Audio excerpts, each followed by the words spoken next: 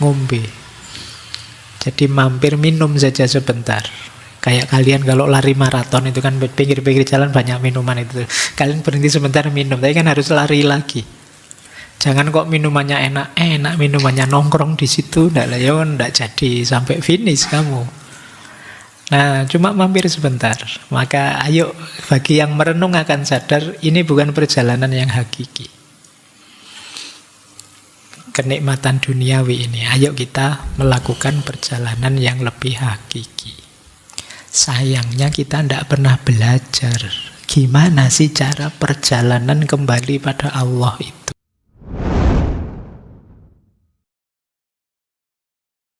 Bismillah, mari kita lanjutkan lagi ngaji filsafat kita. Bulan ini kita masuk ke tema yang baru. Mumpung ini akhir tahunnya, kita ambil tema yang nuansanya bersih-bersih diri. Jadi bulan ini kita ngaji beneran ya, ada kitabnya. Semoga 4 kitab yang kita bahas di bulan ini sedikit-sedikit memberi manfaat bagi kita. Kemarin-kemarin kan kita belajar penenangan diri lah, mencari kebahagiaan lah, macam-macam. Sekarang kita, kalau kemarin filosofinya, bulan ini mungkin lebih praktis. Dari sisi ide dan gagasan mungkin banyak yang teman-teman sudah tahu.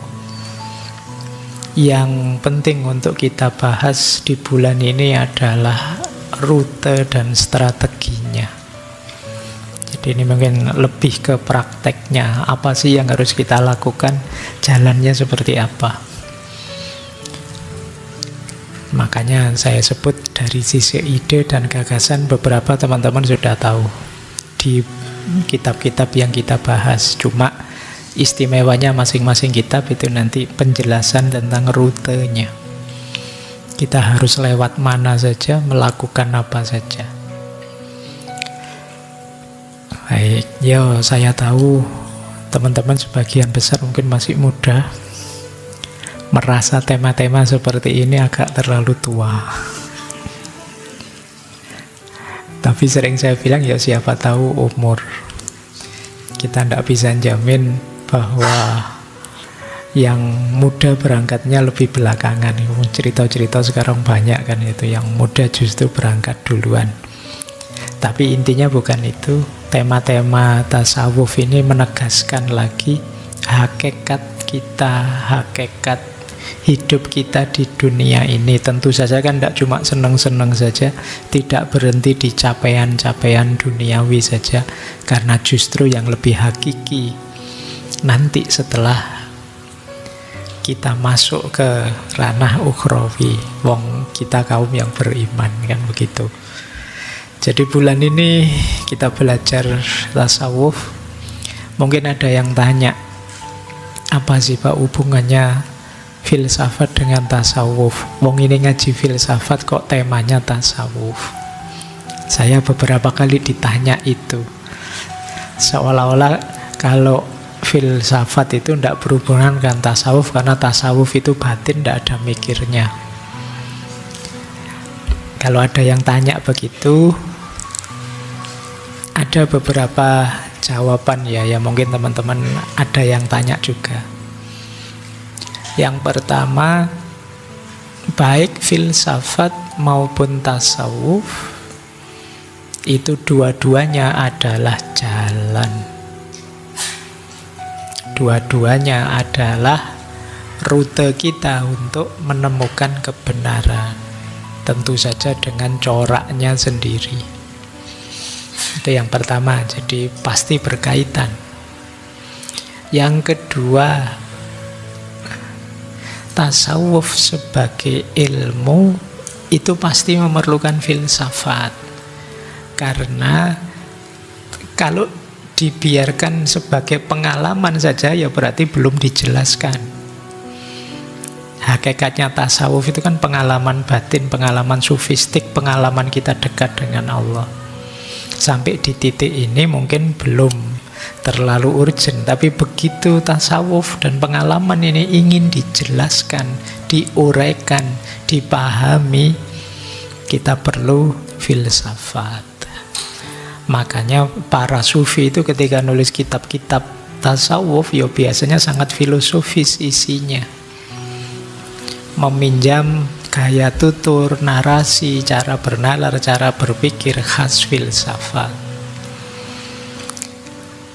Yang ketiga, banyak konsep-konsep tasawuf nanti meminjam konsep-konsep filsafat. Jadi misalnya pengalaman-pengalaman keagamaan tinggi di level tertentu terus dijelaskan dengan teori-teori yang sudah ada di filsafat.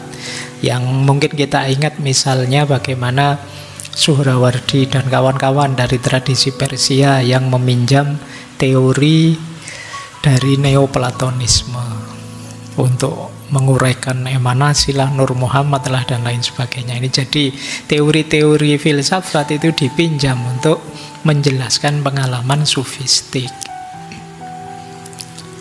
Kemudian jangan lupa juga tasawuf itu berhubungan dengan olah batin, sisi dalamnya manusia. Dan bagian dari sisi dalamnya manusia itu ya akal, yang menjadi kunci utamanya filsafat. Jadi ada keterkaitan antara akal dan spiritualitas. Perjalanan spiritual kita pasti melibatkan akal, tidak mungkin tidak. Selain spiritualitas itu dijelaskan juga secara rasional seperti tadi. Kemudian dalam hidup ini ada dua proses. Yang pertama namanya transendensi, yang kedua namanya imanensi. Transendensi itu ketika hidup yang duniawi, yang biasa seperti ini, terus kita angkat ke ranah transenden, ranah yang melampaui hidup ini. Sering saya ceritakan, misalnya kalau laptop ini hanya kita pakai nonton film, main TikTok, main Instagram, itu kan biasa, menikmati kenikmatan hari ini. Tapi begitu kita pakai untuk menulis buku yang manfaat untuk orang lain, nilai laptop ini kita transendenkan. Kalau uang kita pakai untuk beli makanan, kita makan untuk senang-senang, itu ya kita memfungsikan uang untuk hal duniawi. Tapi kalau uang kita pakai untuk bersedekah, membantu orang lain, uangnya kita transendenkan. Dia punya nilai melebihi kenyataan hidup ini. Itu namanya transendensi. Jadi filsafat pun bisa ditransendensi. Dan ada banyak pemikiran-pemikiran yang tidak sekedar tentang kesenangan, tentang mengelola hidup ini, tapi juga melampaui hidup biasa saat ini. Itu namanya transendensi. Nanti ada namanya imanensi. Imanensi itu kebalikannya. Dari ranah spiritual, dari ranah yang sangat abstrak, kita wujudkan ke kehidupan nyata. Itu namanya imanensi. Bagaimana kita mewujudkan kebijaksanaan dalam hidup, bagaimana kita mewujudkan kearifan hidup, bagaimana kita hidup secara spiritual dalam kenyataan sehari-hari. Itu namanya melakukan imanensi. Jadi ada keterkaitan antara ranah sufistik dengan ranah duniawi yang digarap oleh filsafat.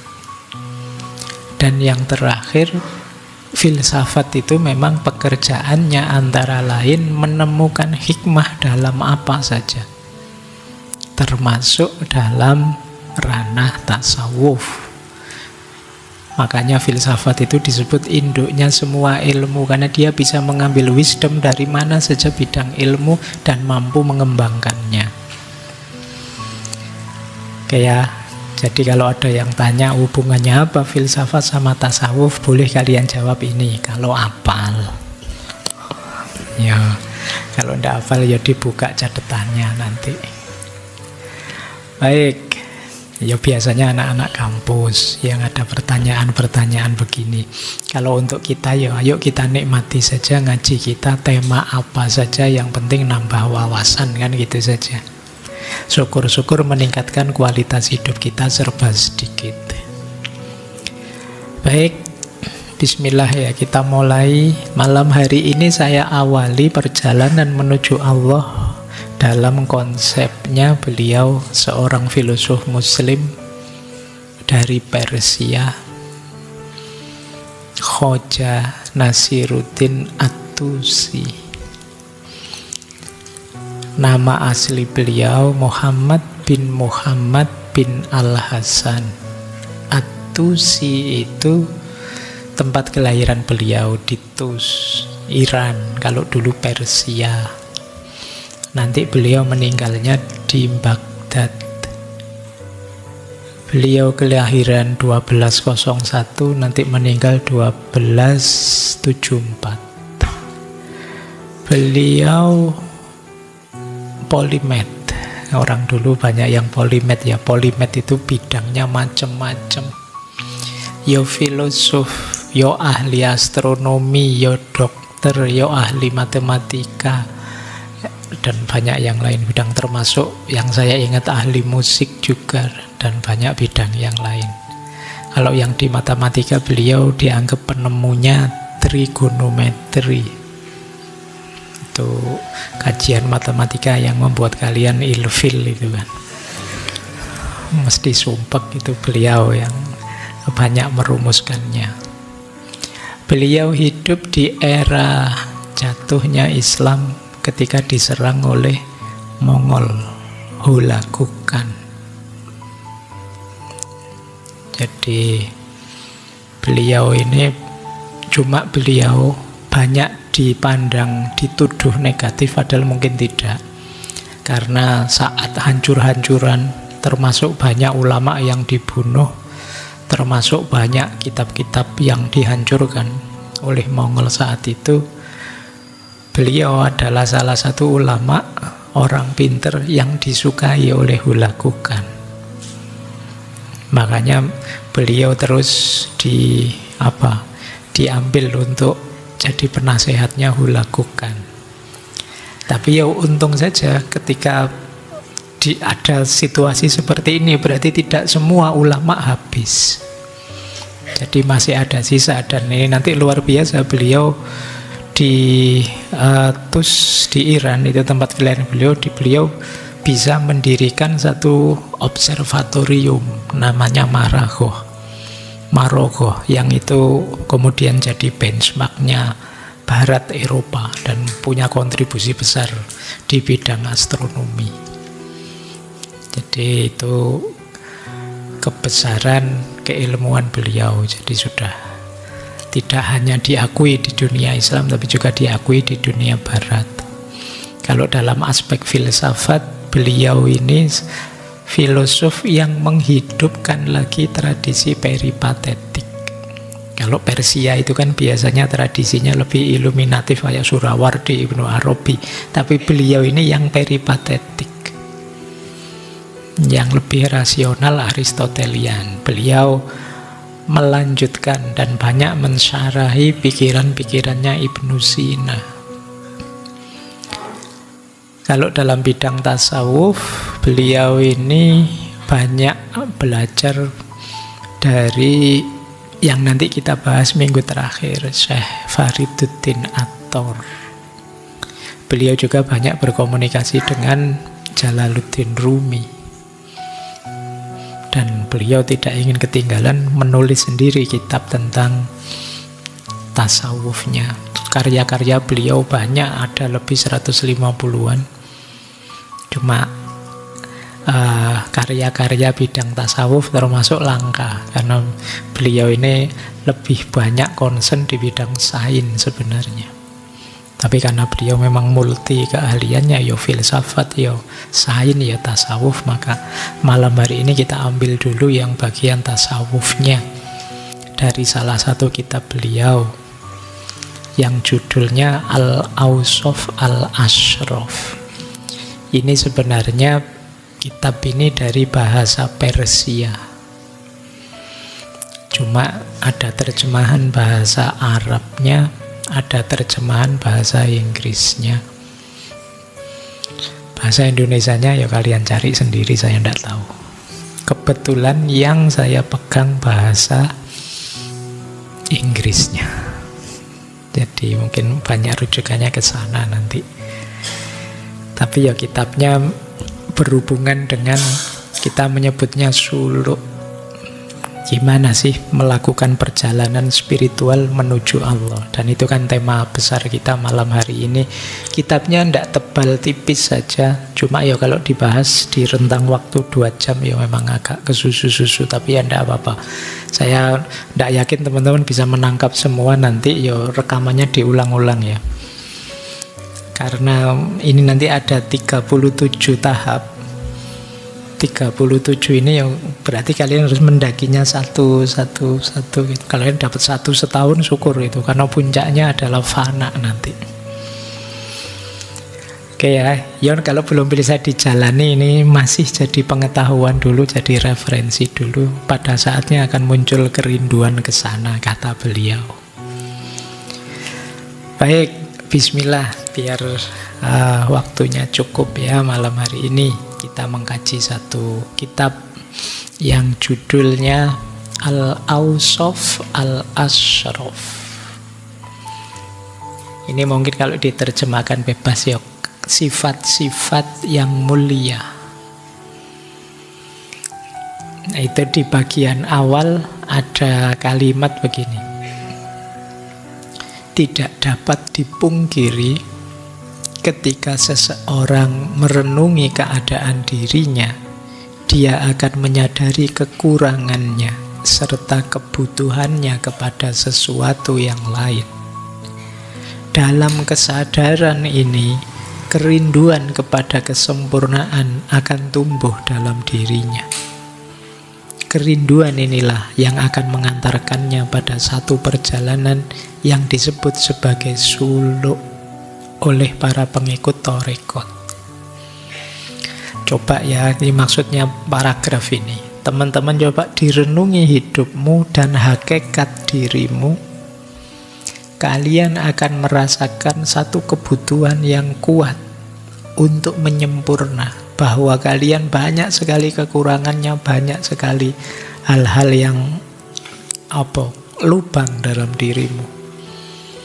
Nah, kerinduan untuk jadi tambah baik, tambah sempurna, tambah hebat, tambah luar biasa, itu kan pasti ada. Tidak ada orang yang ingin begini-begini saja hidupnya. Semua orang ingin lebih baik, lebih baik, lebih baik dalam aspek apapun. Yang normal ya, bukan yang putus asa. Nah, keinginan untuk menyempurna inilah lama-lama akan menyadarkan kita bahwa ada yang lebih hakiki kesempurnaannya. Yang kesanalah saya harus menuju. Ya nanti bagi kita yang beriman pada akhirnya perjalanan kita adalah perjalanan menuju Tuhan. Hakikat hidup kita ini kan sebenarnya perjalanan pulang, perjalanan kembali. Yaitu perjalanan menuju Tuhan. Kita jangan lupa itu. Senikmat apapun dunia kita rasakan, sebaik-baik saja apapun kita kan sering baik-baik saja Pak, iya, tapi finalnya kita tidak di dunia ini. Kita ini sedang berjalan pulang kembali, dunia ini transit saja. Ada yang bilang kalau dalam bahasa Jawa itu urip ning dunya kuwi mung mampir ngombe. Jadi mampir minum saja sebentar. Kayak kalian kalau lari maraton itu kan pinggir-pinggir jalan banyak minuman itu. Kalian berhenti sebentar minum, tapi kan harus lari lagi. Jangan kok minumannya enak, minumannya nongkrong di situ, ndak jadi sampai finish kamu. Nah, cuma mampir sebentar. Maka ayo, bagi yang merenung akan sadar ini bukan perjalanan yang hakiki. Kenikmatan duniawi ini, ayo kita melakukan perjalanan yang lebih hakiki. Sayangnya kita tidak pernah belajar gimana sih cara perjalanan kembali pada Allah itu. Nah, malam hari ini Syekh Khoja Nasiruddin At-Tusi mengajari kita. Ini kalau dalam tasawuf mirip makom-makom yang harus kita lewati. Cuma di kitab kecil ini lengkap sekali. Ada 37 yang harus kita lewati. Nah, kita mungkin belum pernah berpikir ke sini. Kata beliau, ada 6 hal yang harus kita perhatikan sebelum kita melakukan perjalanan. Jadi, secara umum mari kita sadari kita ini sudah melakukan perjalanan kembali. Sayangnya kita belum pernah berpikir apakah perjalanan kita ini sudah on the right track, sudah yang seharusnya. Orang yang melakukan perjalanan itu paling tidak harus memperhatikan 6 hal ini. Yang pertama, syaratnya apa? Saya sebelum menempuh perjalanan. Kalau kalian mau touring, itu kan harus, saya perlu apa saja sih? Kalau pakai kereta ya perlu tiket kereta. Kalau keretanya sekarang ada AC-nya dingin ya perlu pakai jaket misalnya. Perlu pakai sepatu mungkin. Ini namanya syarat-syarat. Pernah tidak kita berpikir ini? Saya sudah memenuhi tidak ya syarat-syarat saya? Yang kedua, senjata. Senjata itu maksudnya apa? Apa yang harus kita miliki, kita bawa untuk mengatasi nanti kalau ada hambatan di perjalanan. Wah, ini nanti saya harus lewat hutan ini, harus bawa golok itu, nanti harus motong-motong itu. Itu namanya membayangkan nanti hambatannya apa, senjatanya apa. Itu yang nomor 2. Yang nomor 3, GPS-nya, rutenya. Jalan mana saja nanti yang harus saya lewati. Kalau kita ini memang perjalanan kembali kepada Allah, pernah tidak sih kita mikir, ini benar tidak sih jalan kembali, rutenya benar tidak, GPS-nya benar tidak? Ya kalau kalian pakai HP GPS salah jalan langsung teriak-teriak itu kan. Saya tidak tahu di HP-mu laki-laki apa perempuan yang bilang. Saya khawatirnya, wah ini suaranya perempuan aurat, itu tidak boleh. Tidak begitu ya. Kan kalau kamu salah jalan, sesat, harusnya menuju Allah tapi tidak menuju Allah, itu kan tidak ada yang teriak-teriak. Anda salah jalan, putar balik, kan tidak ada begitu. Nah, tapi kita harus punya mekanisme untuk menyadari itu. Ya, kalau tidak kita tambah jauh dari Allah, padahal tujuannya menuju Allah. Terus yang keempat, apa saja yang kita capek sepanjang perjalanan, capai. Mungkin terminal-terminal apa saja sih yang nanti kita lewati, kita harus tahu. Ya kalau tidak kita tidak bisa ngukur kita sedang ada di mana, masih jauh atau sudah dekat. Yang kelima, bagaimana kondisi akhirnya. Kalau saya sudah sampai itu ada tanda-tanda apa. Dan yang terakhir, pada akhirnya yang dicapai apa? Buahnya apa dari perjalanan itu? Jadi ada 6 hal. Kalau hidup ini adalah perjalanan, kalau kita serius, pastinya sudah mikir 6 itu. Kalau belum ya berarti selama ini kita belum serius mikir perjalanan kita. Baik, kita mulai ya. Ini kita mulai yang 37. Ini kan 6. Masing-masing tahap ada 6 makom. Diawali dari syarat, yang kedua dan seterusnya sampai 6 itu ada 6 dan nanti puncaknya 1. Yang nomor 6 itu hanya 1 nanti. Tapi 5 yang atas itu ada masing-masing 6. Kita lihat ya. Bismillah. Ini kita belajar satu-satu. Lihat yang awal saja, jangan ngeri. Sabot ini baru ini. Makanya tadi saya bilang ini disimpan nanti rekamannya untuk ngecek rute kita sudah benar apa belum. Tahap awal, suluk dan syaratnya. Ini bab kedua kalau di buku itu. Ada 6 yang harus kita miliki. Yang pertama, iman. Yang kedua subut atau subat. Yang ketiga niyah. Yang keempat sidq. Yang kelima inabah.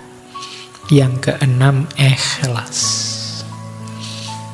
Kita jelaskan satu-satu nanti enam-enamnya ini ya. Yang pertama iman. Jangan lupa menariknya beliau di setiap makom nanti beliau mengawalinya dengan ayat. Ini jadi kayak tafsir tematik. Semua ayat yang berhubungan dengan suluk beliau masukkan.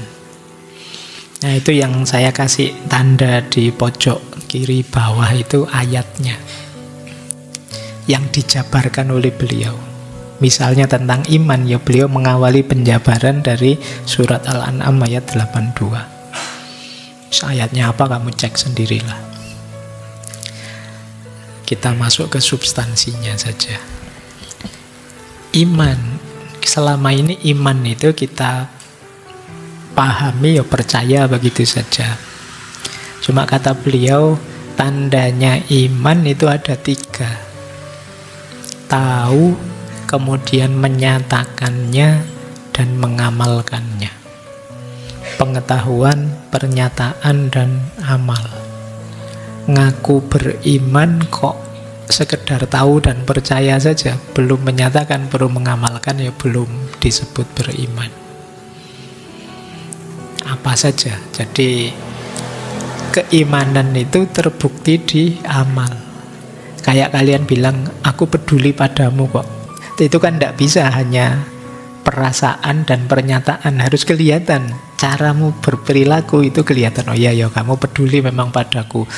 Bangun tidur WA, mau tidur WA, berarti memang peduli. Itu kan ada buktinya. Loh kalau kamu beriman juga begitu. Kalau ngaku bahwa Allah itu Tuhan, pada Dia satu-satunya aku menyembah, aku meminta misalnya, itu kelihatan dalam hidupmu sehari-hari.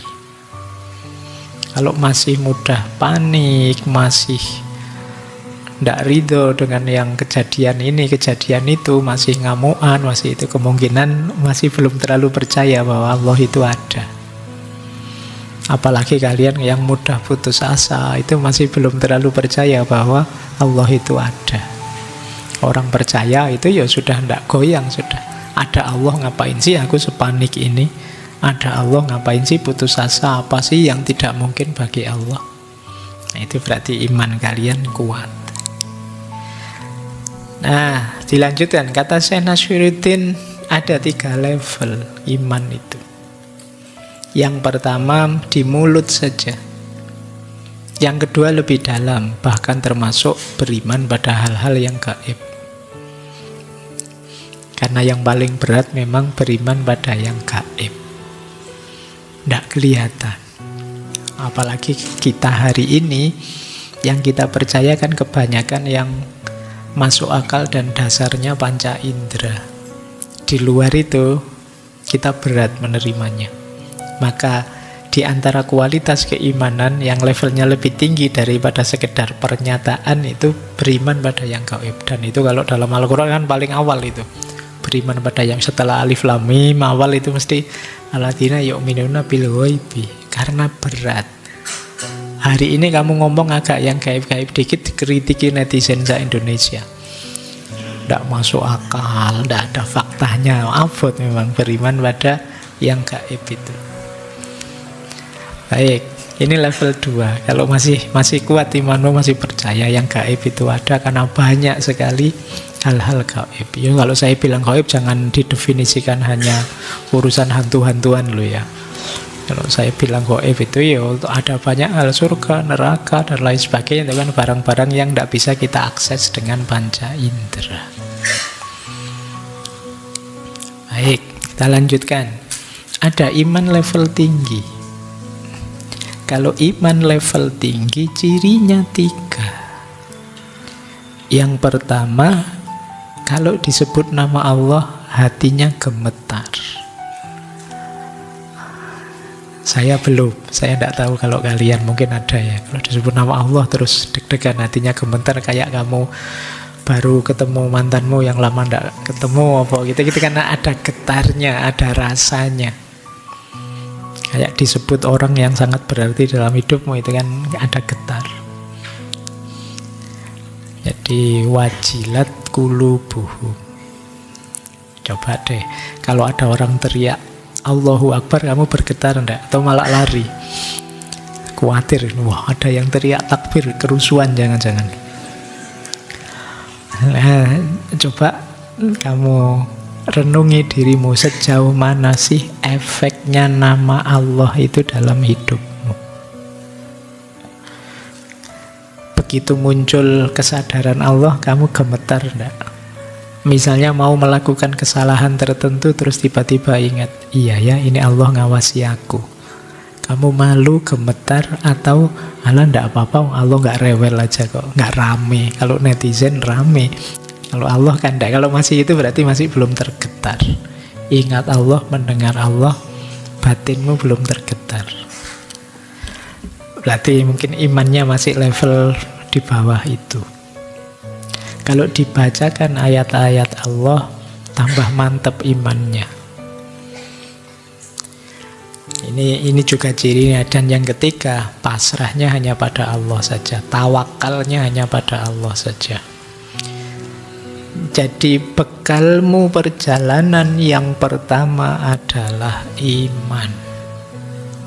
Kalau imannya belum ada, kamu masih belum punya bekal yang paling pokok untuk perjalananmu. Bekal pertama adalah iman. Bekal kedua, subut atau subat. Jadi kalau tadi percaya, kalau ini lebih dalam, namanya yakin, mantep, itu subut. Mantep ini lawannya ragu-ragu. Nah, cirinya orang ragu-ragu itu kalau melakukan sesuatu bimbang, cemas, setengah-setengah. Mau saya lakukan? Iya nanti kalau manfaat, kalau enggak gimana? Kalau gagal gimana? Itu masih ragu-ragu. Tapi orang yakin itu pasti. Itu namanya subut. Untuk bisa subat atau subut, cirinya 3. Paham, semangat, dan tekun. Paham dengan yang kalian yakini, semangat untuk menghidupkannya, tekun itu berulang-ulang dilakukan. Tambah berulang, tambah mantap. Ini berarti kalian punya 2 bekal sekarang. Tadi sudah aspek imannya, sekarang subutnya. Kita lanjutkan. Ini kumpul-kumpul bekal sebelum perjalanan. Yang ketiga, harus ada niat. Ini pasti ya. Niat itu keinginan yang sungguh-sungguh untuk mencapai tujuan. Diucapkan boleh, tidak juga boleh. Yang penting nawaitu, saya mau menuju, berjalan menuju Allah. Itu niat namanya. Niat adalah penghubung antara ilmu dan amal. Tanpa adanya niat, setinggi apapun ilmu, tidak ada gunanya, tidak ada buahnya. Niat adalah jiwa dari perbuatan. Kalian melakukan kebaikan tapi tidak ada niatnya, ya tidak ada jiwanya. Jadi kayak kalian sholat kok tidak niat, ya jadinya olahraga. Ya, puasa kok ndak niat, ya paling jatuhnya diet. Niat jadi jiwanya amal. Kadang-kadang barang baik, niatnya melenceng, ya jatuhnya jadi negatif. Karena apa? Jiwanya negatif. Bantu orang lain, terus sambil selfie, sambil nanti ini mau tak posting, Pak. Niatnya biar viral. Itu kan nilainya berbeda sudah. Jadi niat itu jiwanya perbuatan. Dan juga jembatannya ilmu. Ilmu tanpa niat tidak akan membuahkan amal. Amal tanpa niat tidak ada jiwanya. Maka niat penting. Ayo nawaitu berjalan menuju Allah. Karena kalau dalam suluk, niat hidup ini yang paling hakiki ya niat untuk tambah dekat dengan Allah. Kenapa sih kok niat lebih dekat dengan Allah? Karena kita ini berjalan menuju Allah.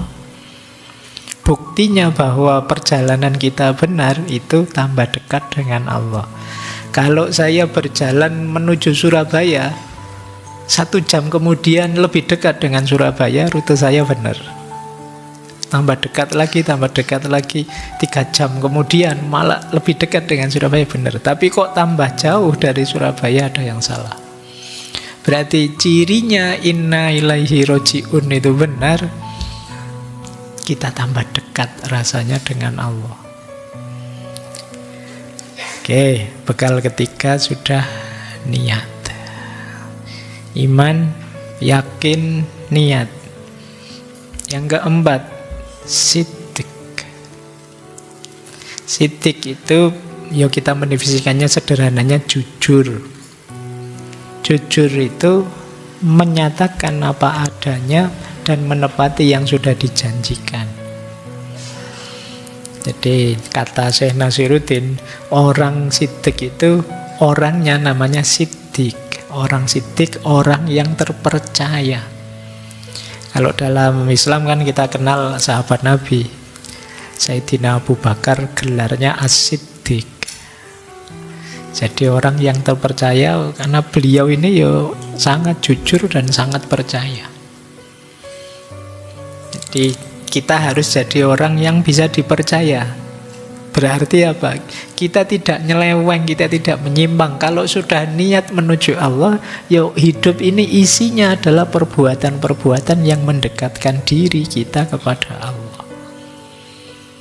Ini yang disebut siddiq. Orang siddiq itu kalau curang misalnya, dia akan merasa sangat tidak nyaman. Orang yang biasa jujur itu kalau bohong ya gelisah dia.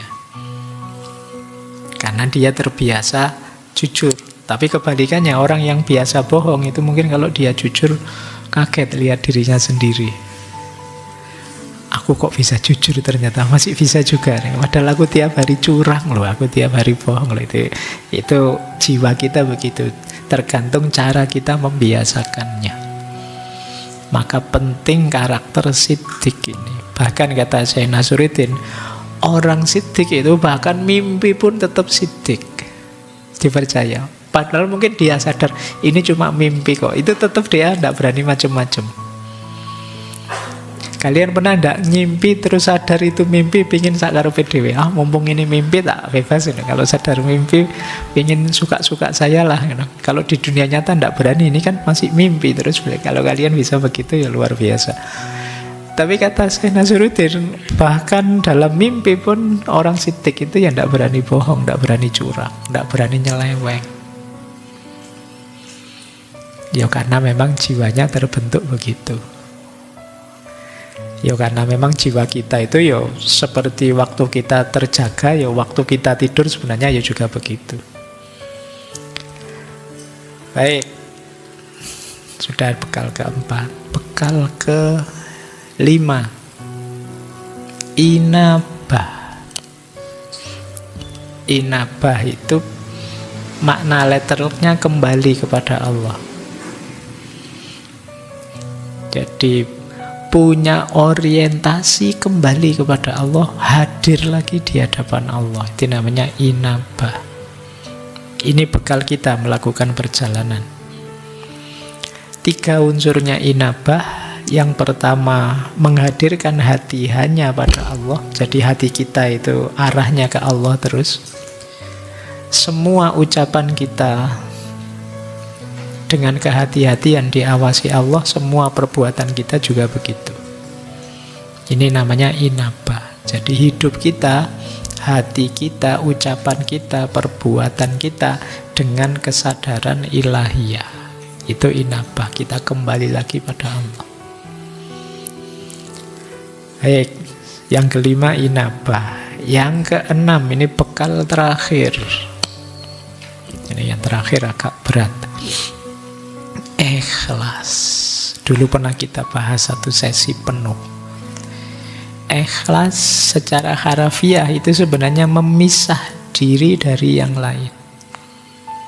Di ikhlas itu misalnya ada beras, kok kecampuran kerikil, kecampuran itu dipisahkan antara kerikil dengan berasnya.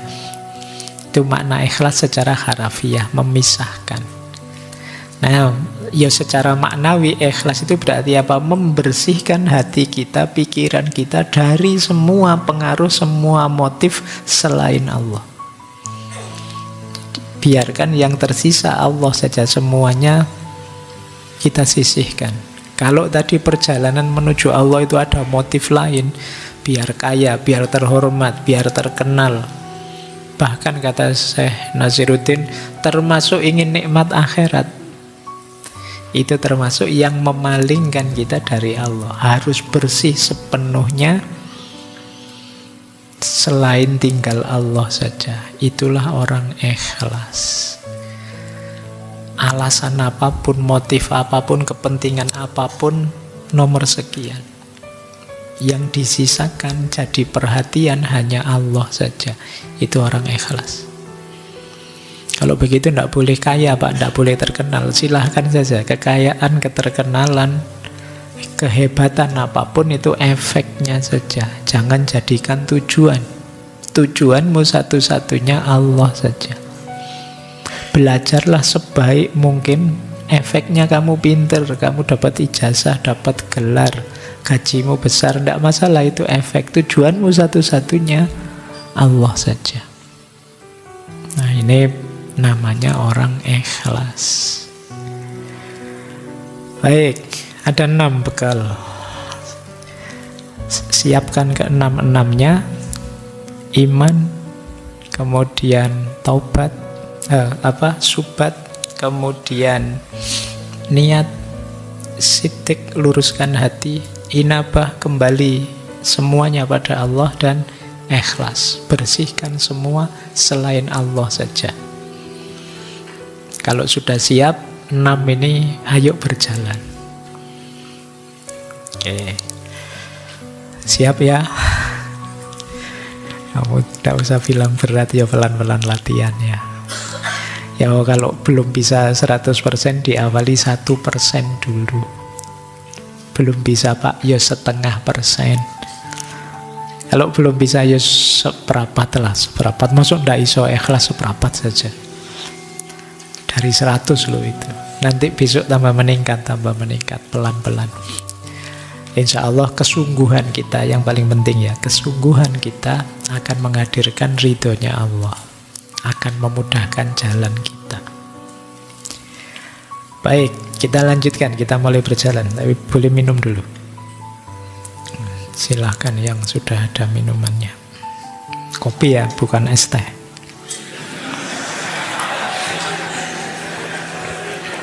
Kenapa? Oh, ketawa. Oke, kita lanjutkan. Kamu kok madem-madem kalau es teh. Nah, kita lanjutkan. Sekarang ini yang saya sebut senjata. Mengatasi rintangan dan hambatan, kita harus punya apa? Di perjalanan nanti ada banyak kesulitan pasti. Senjatanya apa? Nah, ini kita siapkan lagi-lagi 6. Yang pertama taubah, yang kedua zuhud, yang ketiga fakr, yang keempat riyadoh, yang kelima muhasabah dan muraqabah, yang keenam takwa. Ini babak kedua perjalanan kita. Kita siapkan, kalau tadi kesiapan-kesiapan umum, kalau ini persiapan khusus menghadapi rintangan dan hambatan.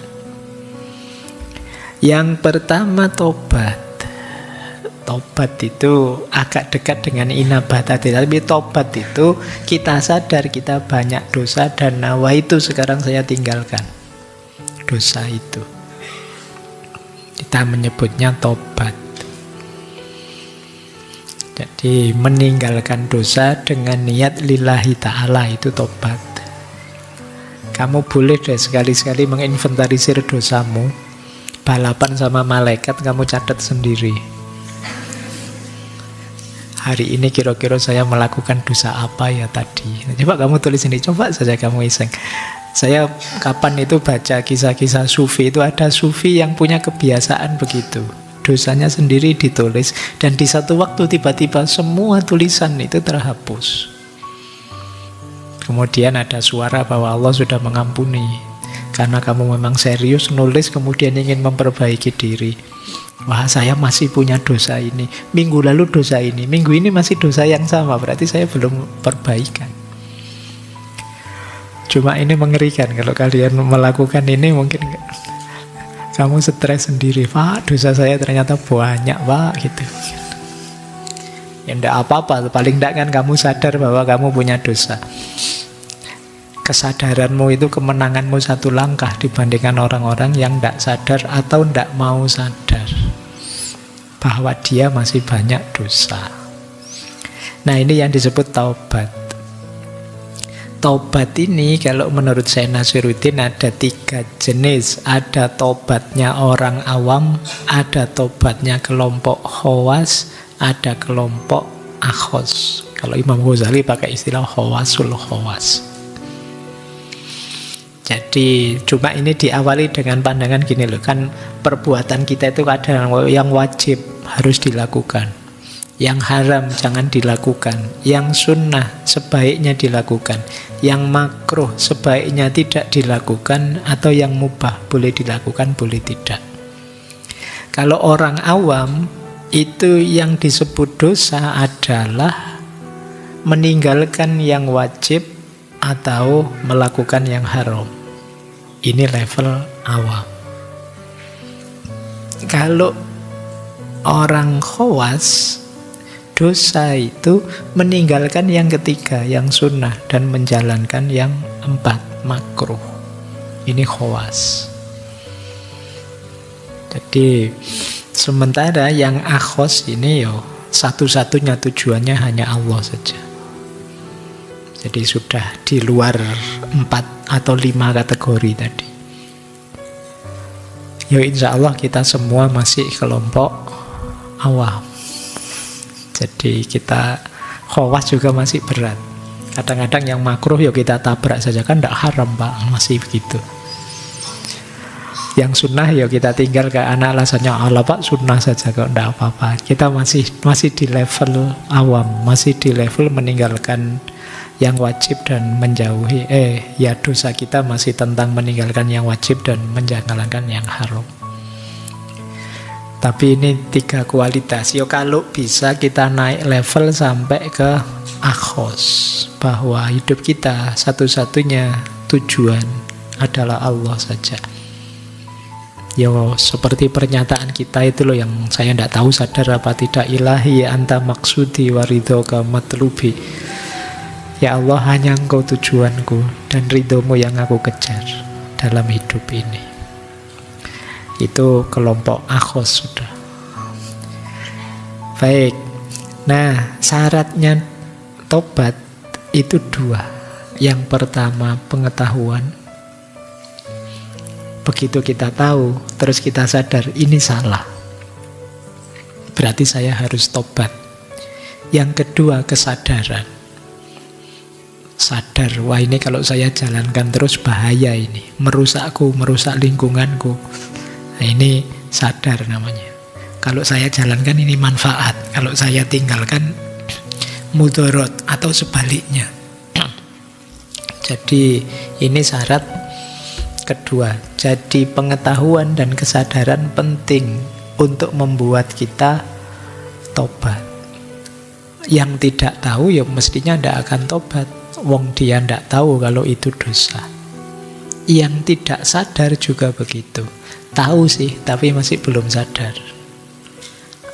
Jadi pengetahuan dengan kesadaran itu berjarak sebenarnya.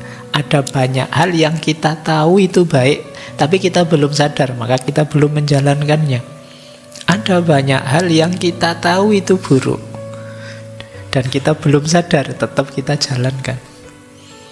Banyak kalian misalnya sehari 24 jam main HP terus, itu kan sebenarnya tidak positif. Tapi kan kamu tahu, tapi kan tetap kamu tabrak saja. Kenapa? Belum sadar, sekedar tahu saja. Nah, kalian ya itu tadi untuk bahan muhasabah. Wong bulan ini memang untuk muhasabah. Coba kalian tulis ya, kebiasaanmu yang kamu tahu itu buruk tapi masih saja kamu lakukan. Atau hal-hal baik apa yang sejak dulu sampai sekarang masih hanya rencana saja, belum dieksekusi. Kapan-kapan gitu Pak, saya pingin bisa ngaji rutin lagi, terus bisa menghatamkan Al-Quran sebulan sekali, itu kan. Kamu kalau ngitung kan enak itu. Seandainya setiap sholat 1 juz saja kan berarti 1 minggu paling tidak bisa khatam sekali. Kalau ngomong enak ya lancar, cuma ya eksekusinya seret mesti. Jadi ayo kita latihan, kita tahu kok dari sisi pengetahuan kita tahu mana yang baik-baik, tinggal kesadarannya yang belum muncul. Oke, baik. Jenis tobat nanti di kitab itu dijelaskan ada 3 yang berhubungan dengan masa lalu, berhubungan dengan masa kini, dan masa depan. Kalau kita sudah tobat, ada 3 hal yang berhubungan dengan masa lalu yang harus kita lakukan. Yang pertama, menyesal. Yang kedua, tidak mengulang lagi. Berjanji tidak mengulang lagi. Kemudian yang ketiga, kalau ada haknya orang lain terbawa, dikembalikan. Kalau tidak bisa dikembalikan, mungkin urusan sakit hati atau apa, minta ridhonya. Jadi ini 3 ya, kalau tentang masa lalunya yang sudah terlanjur lewat. Jadi disesali, berjanji tidak diulangi, dan kalau ada hak yang masih terbawa dikembalikan. Kalau yang berhubungan dengan masa kini, saatnya menahan diri biar tidak melakukan dosa lagi. Dan memberi ganti. Kalau kemarin banyak jeleknya, kita beri kompensasi, hari ini harus banyak baiknya. Kalau dalam Islam kan ada rumus innal hasanat yudhibnas sayyiat. Kebaikan-kebaikan bisa menghapus keburukan. Lakukan kebaikan sebanyak mungkin biar yang kemarin-kemarin bisa kikis. Jadi kalau dalam urusan ini tidak seperti rumusnya netizen, jejak digitalnya tetap ada, enggak. Kalau sudah banyak kebaikan kita lakukan, ya keburukan lama tertutupi. Kemudian yang berhubungan dengan masa depan, berjanji dan sabar memenuhi janji itu, yaitu berjanji tidak mengulang lagi di masa depan. Nah, ini penjelasan taubat secara umum. Kalau bagi seorang salik, pesuluk, tobatnya tidak sekedar dari dosa dan dari itu tadi, tapi tobatnya akhos tadi.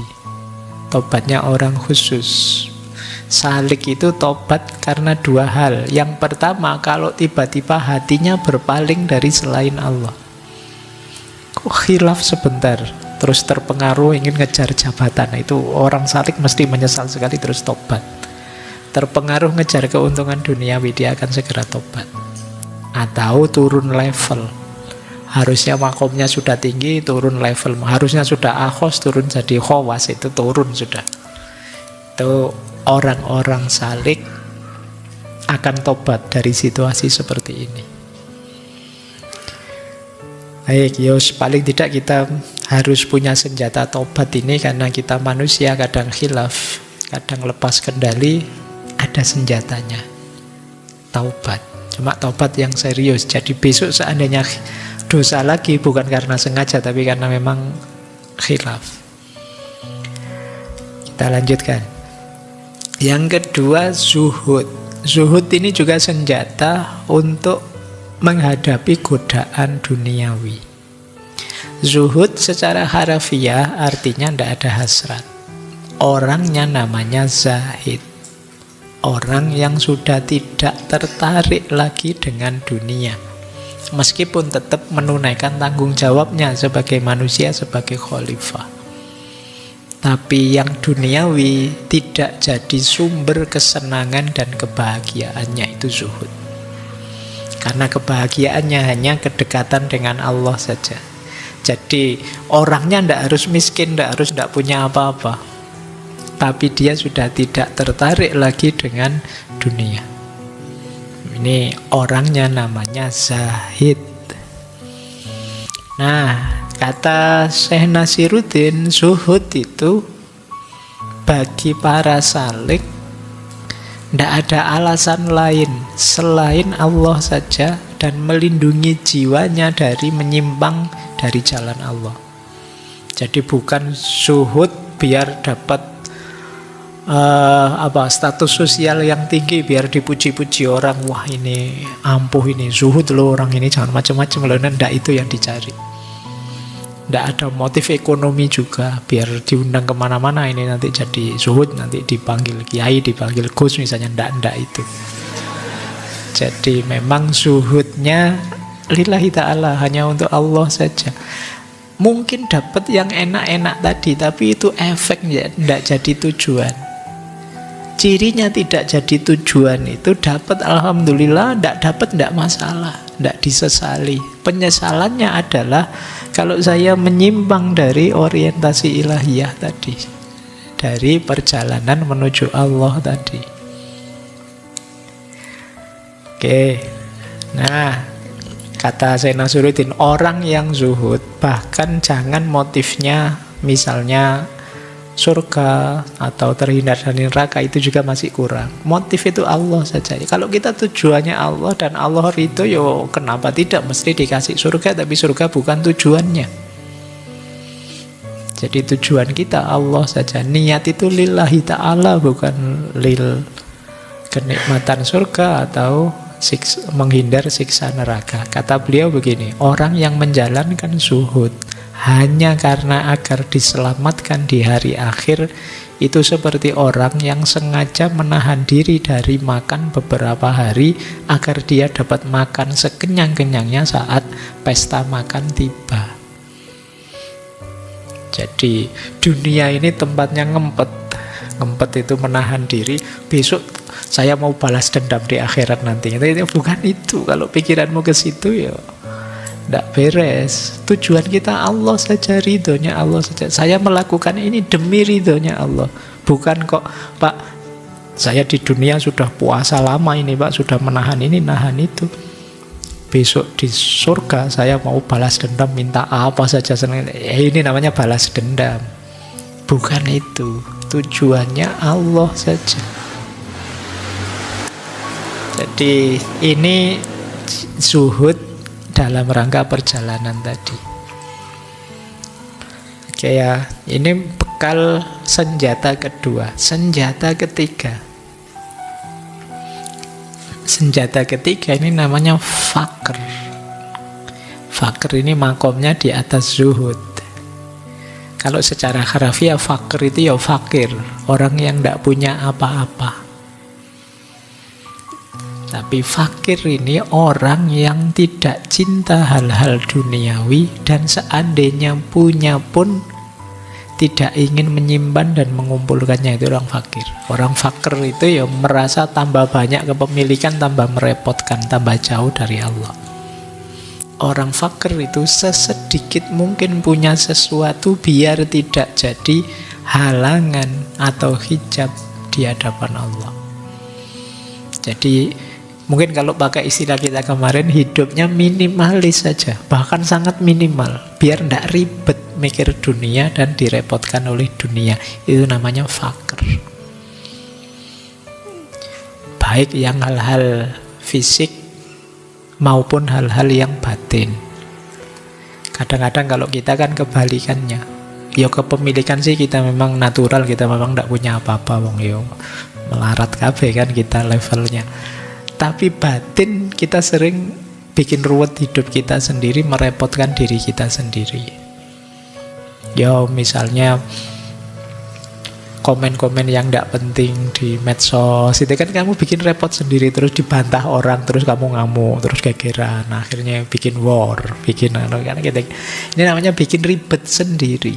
Orang fakir itu selain hal-hal yang mendukung perjalanannya menuju Allah, dia tidak akan ya tidak akan ambil peduli, silahkan saja. Asal tidak mengganggu, ya monggo saja. Jadi standar hidupnya minimal, itu namanya fakir. Orangnya namanya fakir. Nah itu kadang-kadang dipakai jadi retorika. Kalau kita tidak ingin sombong di hadapan orang lain, kita pakai istilah al-fakir ilallah dan lain sebagainya. Jadi bahwa aku ini fakir, tapi aku tidak menginginkan dunia, yang aku inginkan hanya Allah saja.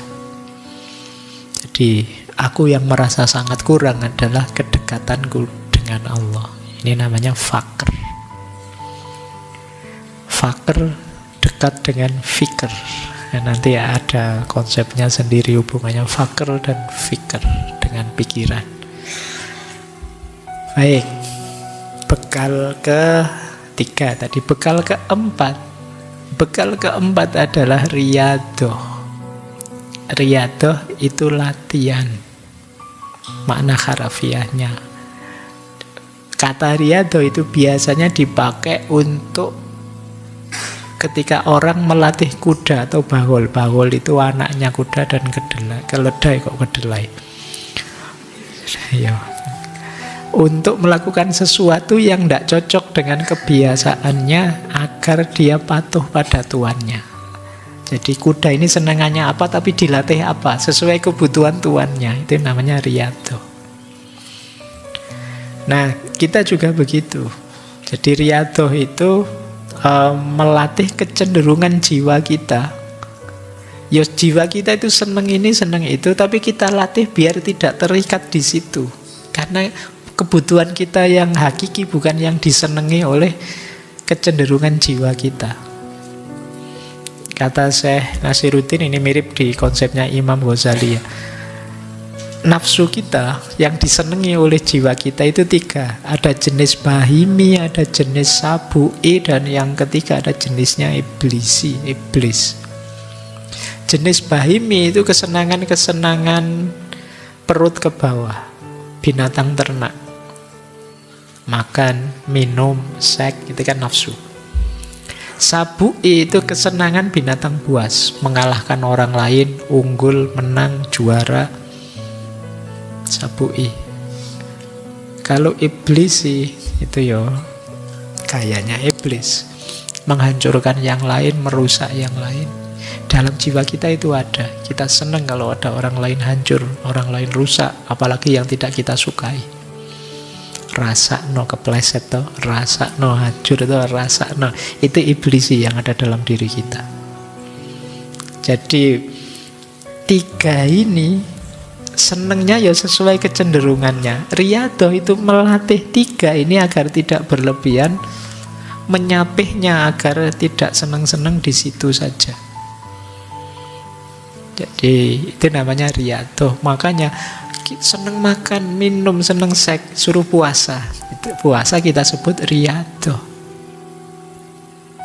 Kita senang kalau orang lain kalah, kita yang menang, yang lain hancur. Kita puasa ndak, saya ndak rebutan, silakan saja yang mau. Ini mempuasakan diri kita, melatih diri kita. Jadi ini senjata riyadoh itu. Ini nanti ada banyak halangan. Bahimi, sabu'i, iblis itu kan halangan dalam perjalanan. Senjatanya apa? Riyadoh. Segala kesenangan, segala jiwa kebinatangan, keiblisan kita latih agar tidak jadi penghalang kita menuju Allah. Ya tetap dipenuhi secukupnya, khususnya yang bahimi dan sabu'i. Kalau yang iblisi jangan sama sekali. Meskipun kadang-kadang jiwamu meronta-ronta, ingin balas dendam, ingin menyakiti, ingin kalau bisa ya jangan. Tapi kalau sekedar ingin mencapai cita-cita tertentu atau memenuhi kebutuhan perut ke bawah, penuhi saja tapi secukupnya sebagai pendukung perjalanan kita menuju Allah. Ya kalau ndak makan, ndak minum, ndak kawin, mungkin malah ndak konsentrasi perjalananmu menuju Allah. Penuhi tapi secukupnya. Jadi makan, minum, seks itu jadi kendaraan jalanmu untuk bisa berjalan lebih cepat, lebih dekat kepada Allah. Ini riyadoh namanya, senjata keempat. Senjata kelima, muhasabah dan muraqabah. Muhasabah sudah pernah sering kita bahas, menghitung diri, mengukur diri, sudah tepat apa belum yang dilakukan. Muraqabah itu ya makna awalnya hati-hati. Muraqabah itu karena ada kesadaran Allah selalu mengawasi kita. Jadi muhasabah itu begini kata Syekh Nasiruddin. Mari kita hitung sederhananya, perbuatan baik kita apa perbuatan buruk kita yang lebih banyak. Kok ternyata misalnya kita ternyata orang baik, perbuatan baik kita jauh lebih banyak daripada perbuatan buruk. Kata beliau, selanjutnya begini cara memahaminya, mari kita sadari bahwa perbuatan baik kita yang lebih banyak tadi itu karunia-Nya Allah.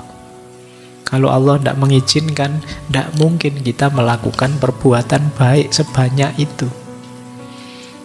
Berarti apa? Kita belum melakukan apa-apa, wong itu karunia-Nya Allah. Kok perbuatan baiknya sama dengan yang buruk? Itu menunjukkan bahwa kita kurang bersyukur, kata beliau. Kenapa? Wong kita diberi daya, diberi tenaga, diberi kemampuan ikhtiar, kok masih kurang banyak baiknya, masih sama jumlahnya dengan buruknya. Apalagi kok ternyata nanti buruknya lebih banyak. Wah, itu sudah lebih mengerikan lagi. Berarti kesimpulan yang manapun, muhasabah itu adalah kesadaran saya masih harus melakukan lebih banyak kebaikan karena selama ini belum melakukan apa-apa. Nah, itu buahnya muhasabah. Kalau muraqabah, kesadaran selalu diawasi oleh Allah. Muraqabah ini kalau sukses akan masuk kita ke makom atau ahwal. Kalau ahwal itu kondisi jiwa, namanya haya, malu. Mau melakukan dosa, malu saya. Kenapa? Allah selalu melihat. Ini kondisi jiwa yang diawali dari muraqabah, kesadaran selalu dilihat Allah.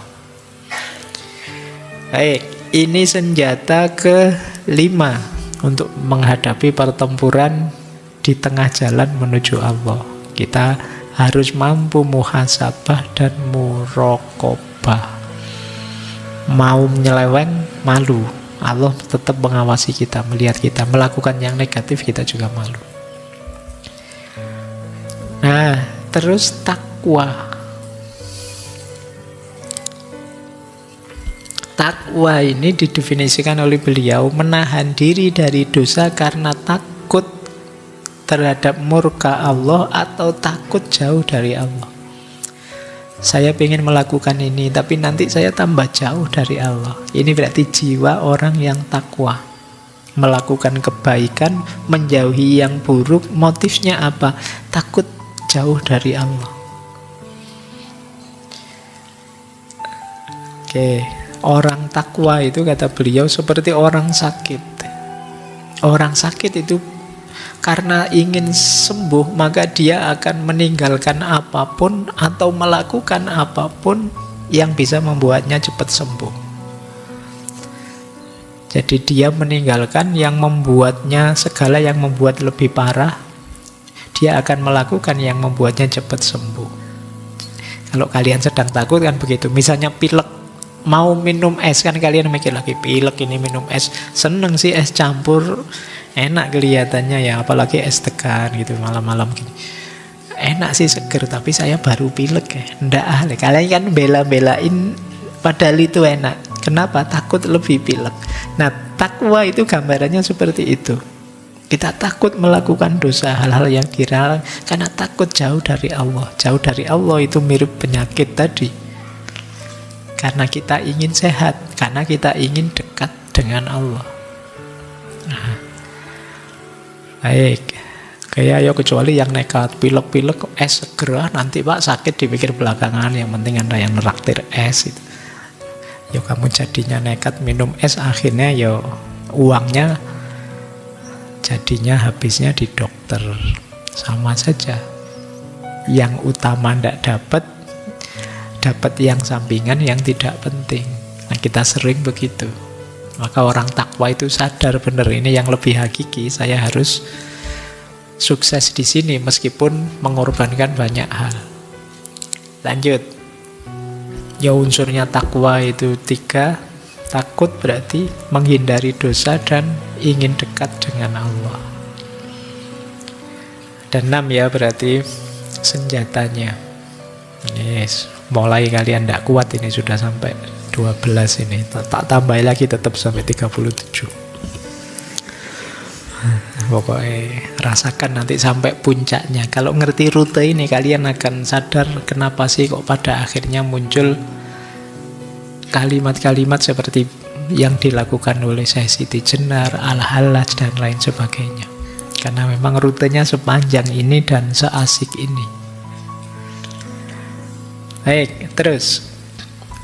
Nah, sekarang kita mulai berjalan karena kita sudah punya senjata dan juga punya bekal. Mulai kita masuk ke makom-makomnya. Pencarian kesempurnaan dan makom-makom suluk. Ada 6 juga. Yang pertama kholwah, yang kedua tafakkur, yang ketiga khauf, yang keempat roja, yang kelima sabar, yang keenam syukur. Ini sebenarnya familiar di telinga kita istilah-istilah ini, tapi coba kita lihat sebentar. Yang dimaksud makom-makom ini dalam suluk. Yang pertama kholwah. Kholwah itu kita maknai biasanya menyendiri, menghindar dari keramaian. Maksudnya apa? Menghindari hal-hal yang mengalihkan perhatian kita dari Allah. Berarti apa? Kalau kita sudah kuat, tidak teralihkan dari yang selain Allah, berarti kita sudah kholwat sebenarnya. Tapi kalau memang kita tidak mampu, ya kita kholwat beneran. Kita menjauh dulu. Ini pertanyaan sering sekali ditanyakan ke saya. Misalnya begini, Pak, kalau circle saya toksik gimana, Pak? Teman saya ngaco terus, Pak. Saya pengen tobat segera itu, Pak, tapi tidak bisa ya, Pak. Lagi sudah niat mantep-mantep, tiba-tiba diajak keluar jalan-jalan, balik lagi ke setelan lama, akhirnya kan kamu sering begitu, toksik. Ya memang strateginya apa? Kholwat. Kholwat itu minggir dulu. Kalau kamu merasa tidak bisa melawan pengaruh itu, yang menurutmu itu negatif, ya minggirlah. Entah dengan cara apa, minggirlah. Ya karena kalau kamu sadar itu toksik, beracun, kamu di situ terus dan kamu tidak bisa melawannya, ya kamu keracunan terus.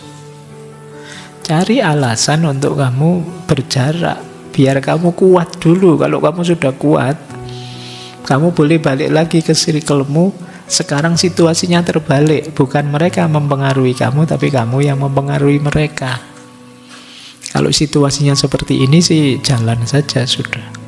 Tidak apa-apa. Nah, sementara kalau kamu masih belum kuat, minggirlah. Itu yang disebut kholwat. Kalau kamu masih belum tahan godaan, minggir. Jadi karena kalau kamu nengah terus, ya tergoda terus. Kamu tidak bisa melawannya. Nah, dalam kholwat ini apa yang dilawan? Yang pertama, objek-objek indrawi. Kesenangan-kesenangan material. Ini sering memalingkan perhatian kita dari Allah. Yang kedua, situasi batin kita. Kadang cinta atau benci seseorang itu kan mempengaruhi kita dari Allah. Saking senangnya atau saking bencinya kita sampai lupa pada Allah. Saking tidak senangnya sama orang, misalnya kita tabrak semua yang dilarang oleh Allah. Kita maki-maki, kita menyumpah-nyumpah, kita nyusah-nyusah melakukan hal yang dibenci orang dan lain sebagainya. Kita lupa pada Allah. Jadi dorongan batin atau asumsi batin itu sering justru mengalihkan perhatian kita dari Allah. Yang ketiga, pikiran-pikiran ilusif, kata beliau. Pikiran ilusif itu pikiran yang tidak penting, ilmu yang tidak manfaat, tidak ada gunanya, kamu masukkan semua di kepalamu. Informasi yang tidak ada gunanya kamu masukkan semua di kepalamu. Itu mengganggu kita.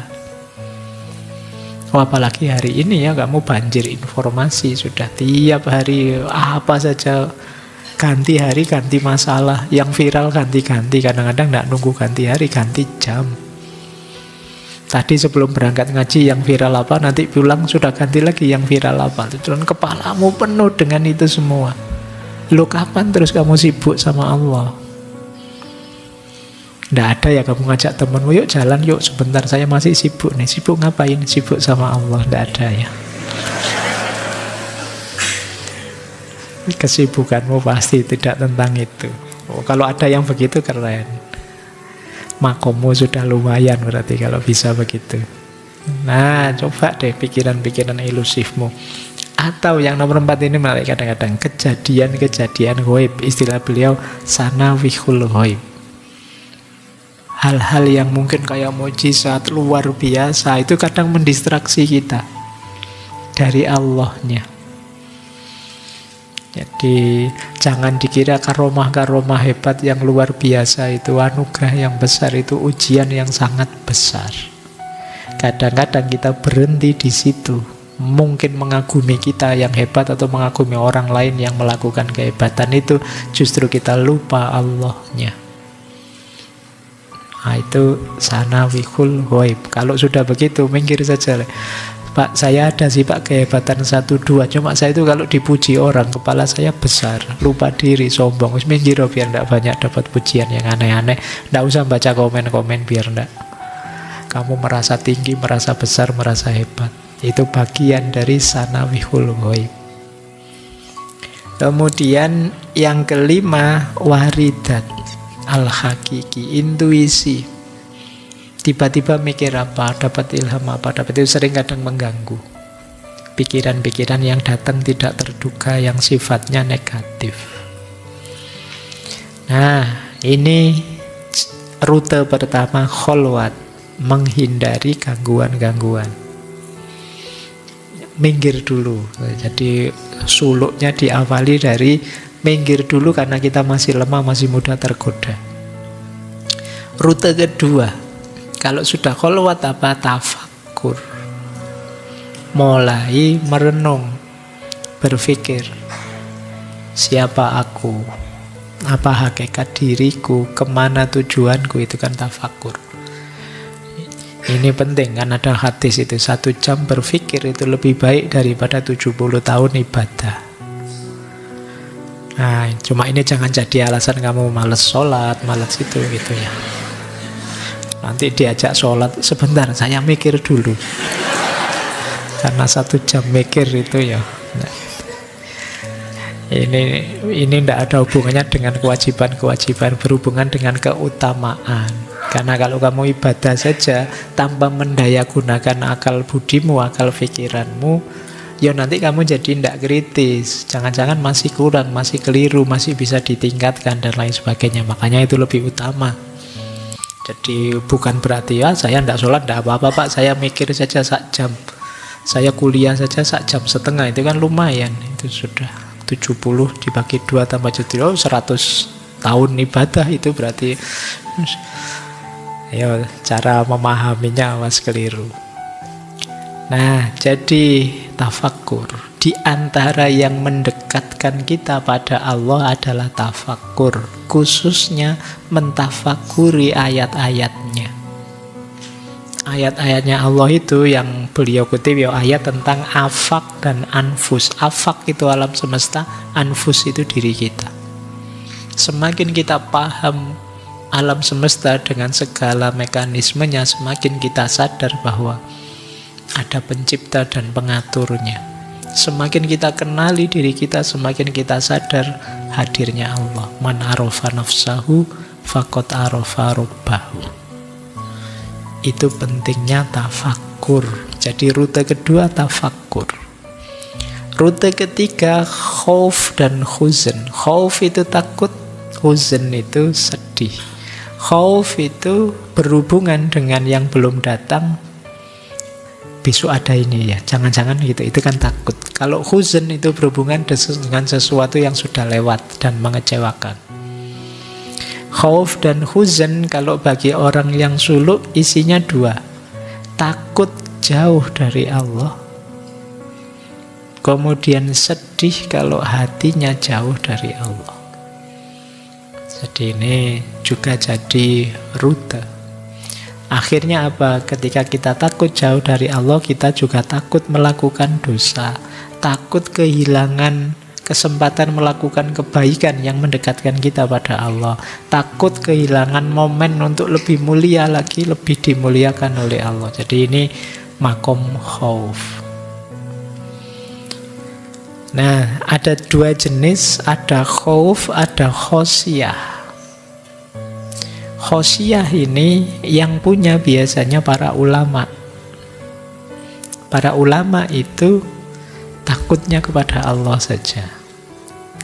Nah, kalau yang orang awam itu masih ada khauf. Kalau khauf itu takut umum, termasuk pada yang selain Allah. Nah, ini kalau di kita masih khauf, masih macam-macam takutnya, termasuk pada yang selain Allah. Tadi kalau para ulama itu khaufnya jenis khosyah saja. Nah, orang khauf itu nanti ketakutan itu berakhir kalau dia masuk ke makom yang lebih tinggi, yaitu makom ridho.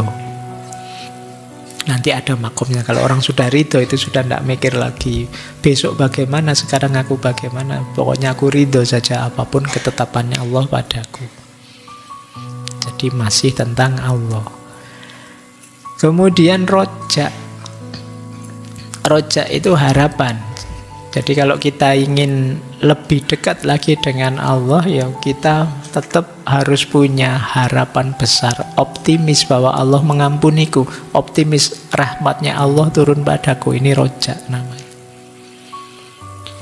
Kalau kita sudah rojak, itu biasanya optimisme muncul, kita tambah semangat untuk mendekat pada Allah.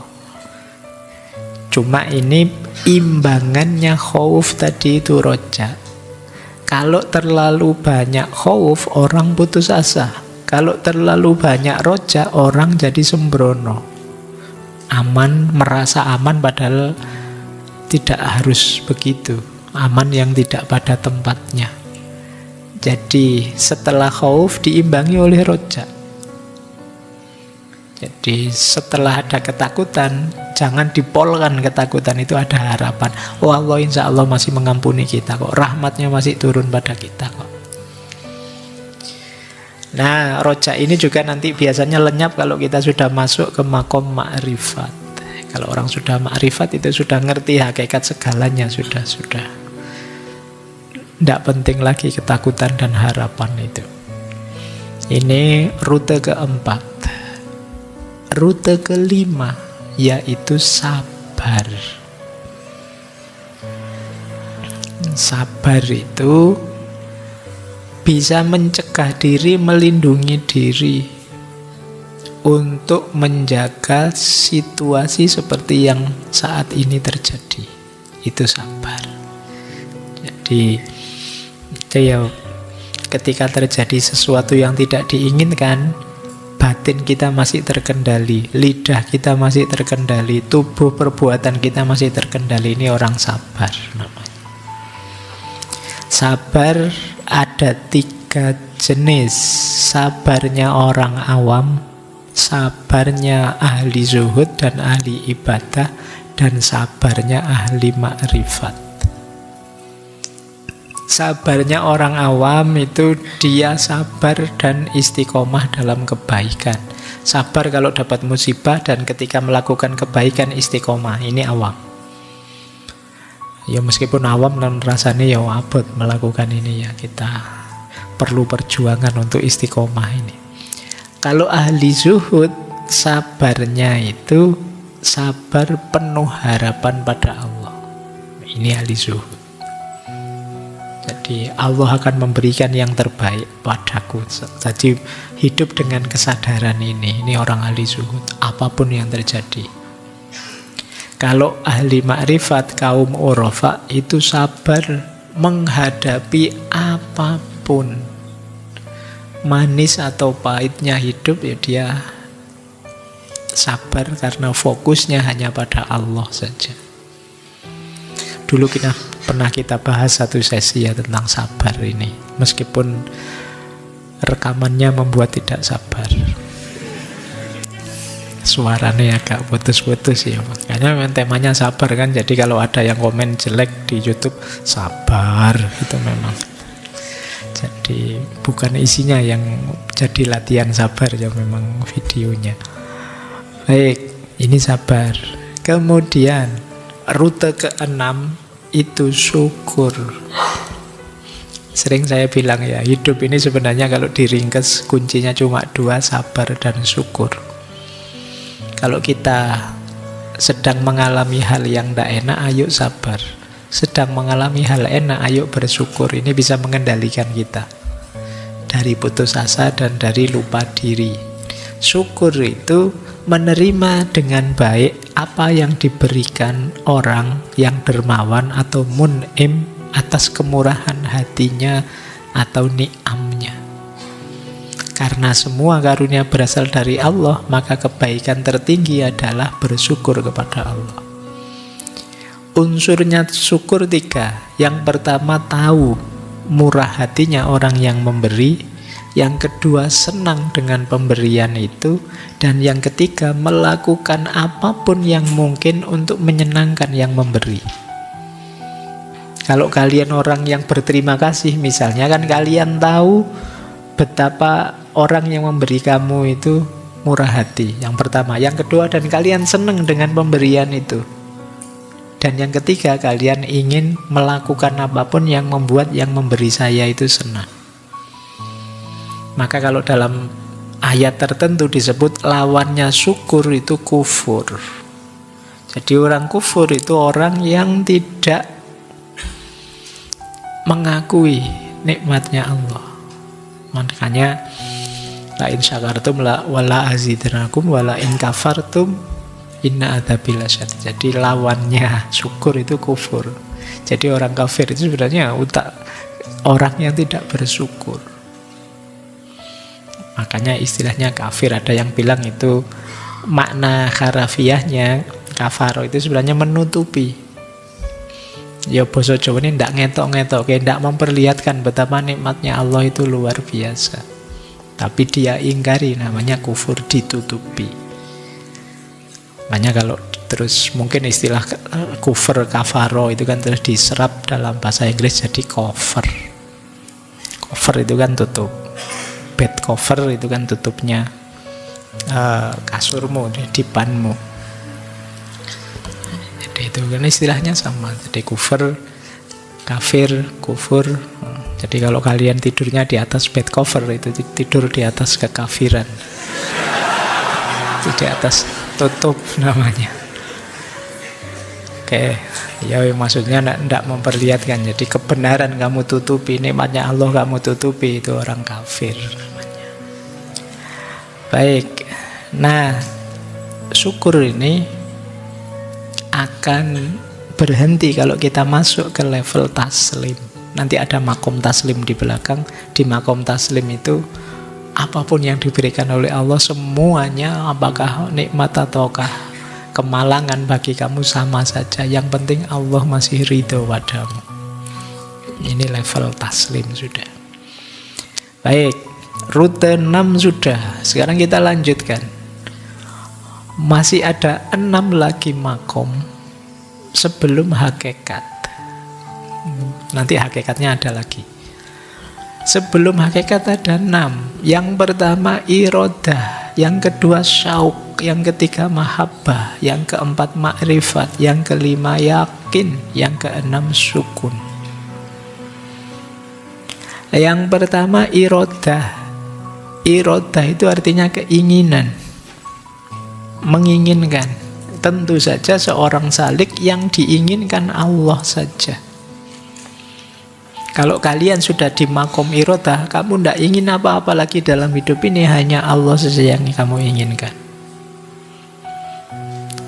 Jadi iradah ini kalau ditunda, keinginanmu belum terpenuhi, akan lahir makom selanjutnya namanya syauk. Kalau terwujud, akan muncul makom lebih tinggi lagi namanya mahabbah. Jadi ada rutenya ya, keinginan, kerinduan, dan cinta. Ini 3 aspek. Jadi iradah, menginginkan Allah. Ketika ini belum terpenuhi, muncul syauk, kerinduan. Semakin lama kok belum dekat, aku pingin segera dekat, kok enggak dekat-dekat. Itu kepingin, terus muncul syauk, kerinduan yang dalam untuk segera bertemu Allah, segera dekat dengan Allah. Ini makom yang lebih tinggi. Kok terus sukses, bisa dekat terus bersama-sama dengan Allah, maka lanjut ke makom selanjutnya namanya mahabbah. Ini sudah kita sering menjelaskan ya, makom mahabbah ini di Robiah Al-Adawiyah dan lain-lain, ceritanya banyak.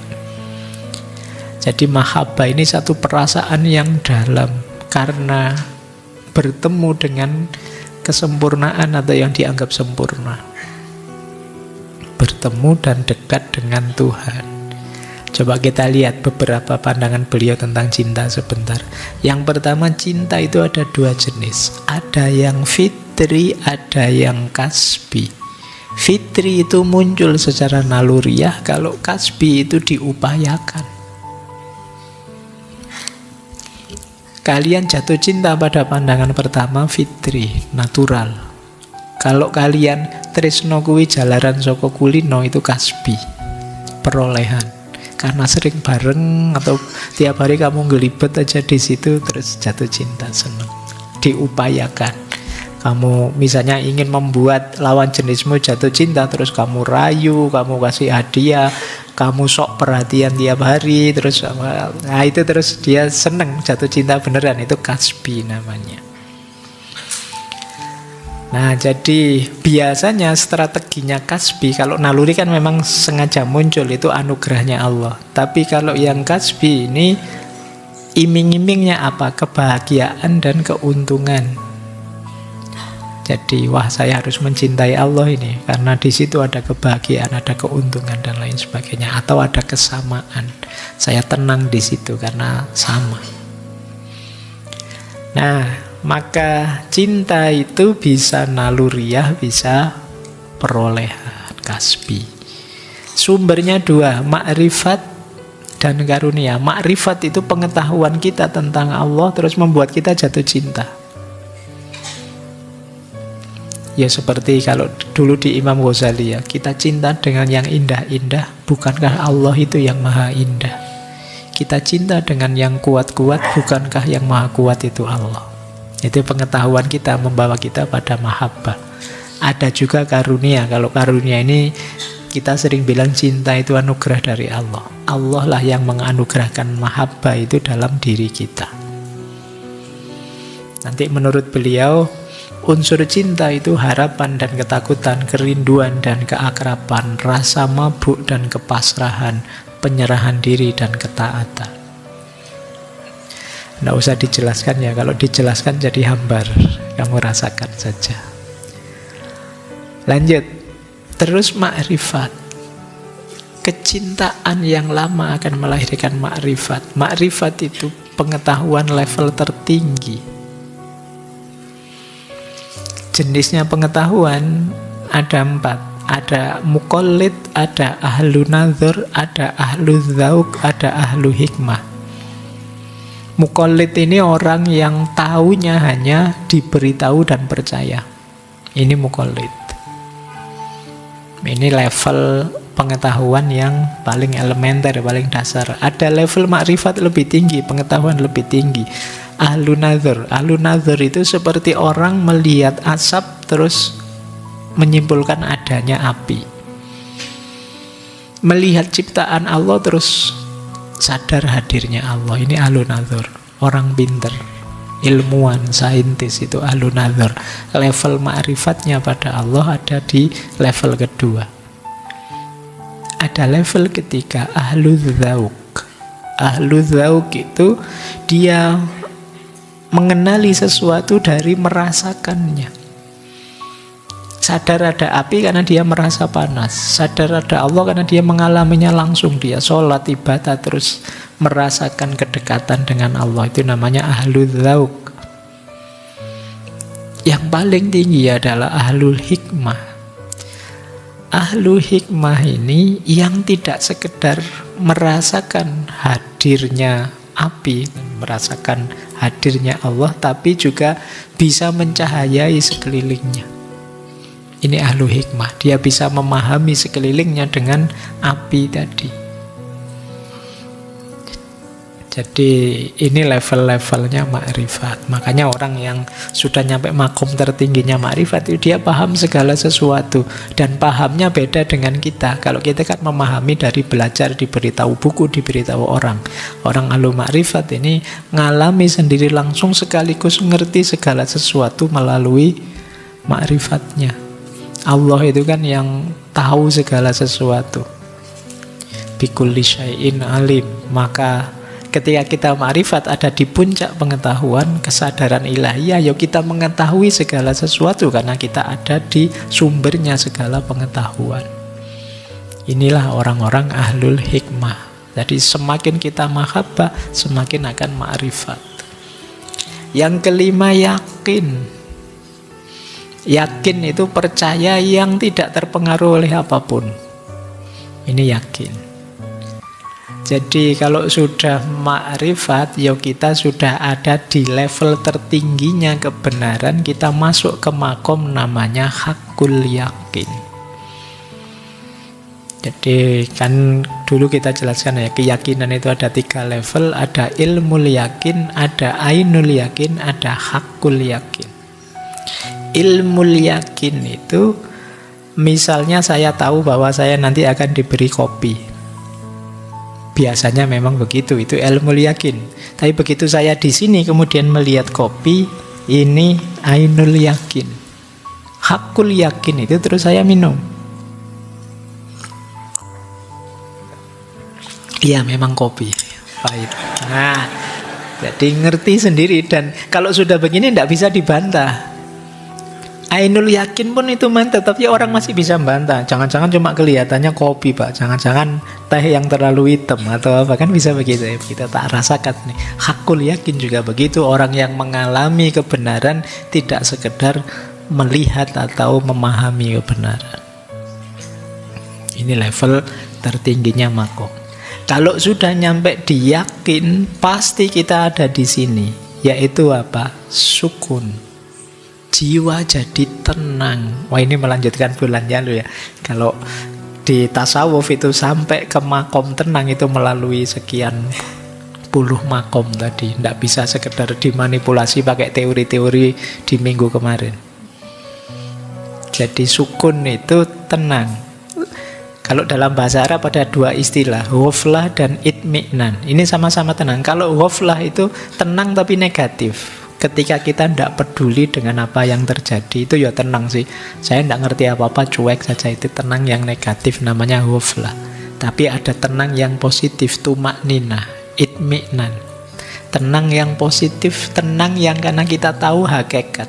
Jadi yang macam-macam tidak menggoda kita, tidak menarik kita lagi. Hidup kita sudah ada di ranah yang pokok, yang hakiki. Ini sukun namanya. Nah, ini kalau kita sudah tenang, ini kita hampir ada di puncak perjalanan. Sebentar lagi kita ketemu puncak-puncaknya perjalanan spiritual menuju Allah. Nah, lanjutkan. Nah, inilah makom puncak. Tawakal, ridho, taslim, tauhid, ittihad, dan wahdah. Ini kalau kita sudah ada di puncak akhir perjalanan, terminal terakhirnya 6 ini. Tawakal itu berarti mempercayakan semua urusan pada Allah. dan aku puas dengan apapun ketentuannya Allah. Saya sudah ikhtiar, hasilnya apa terserah pada Allah. Itu kan tawakal namanya. Tapi tawakal itu bukan berarti tidak melakukan apa-apa. Saya sudah ikhtiar melakukan yang sejauh yang saya mampu. Hasilnya apa terserah pada Allah. Saya tahu Allah mesti akan menetapkan sesuatu sesuai keinginannya, dan aku bukan apa-apa. Tidak bisa aku nawar, tidak bisa aku ngatur Allah. Allah lah yang maha pengatur. Jadi ini kalau sudah punya mental ini namanya tawakal. Saya sudah belajar semampu saya Pak, hasilnya apa itu sudah urusannya Allah. Jadi ini tawakal. Kalau sudah sampai ke sini tidak sekedar retorika, kita mulai ada di makom puncak. Kemudian ridho. Nah, kalau ridho itu kondisi batin yang sudah flat, tidak ada kecewa, tidak ada menuntut. Jadi mengalami apa saja aku ridho. Di sini orang mengalami kedamaian mutlak. Ada kalimat begini, itulah kenapa malaikat penjaga surga itu namanya Ridwan.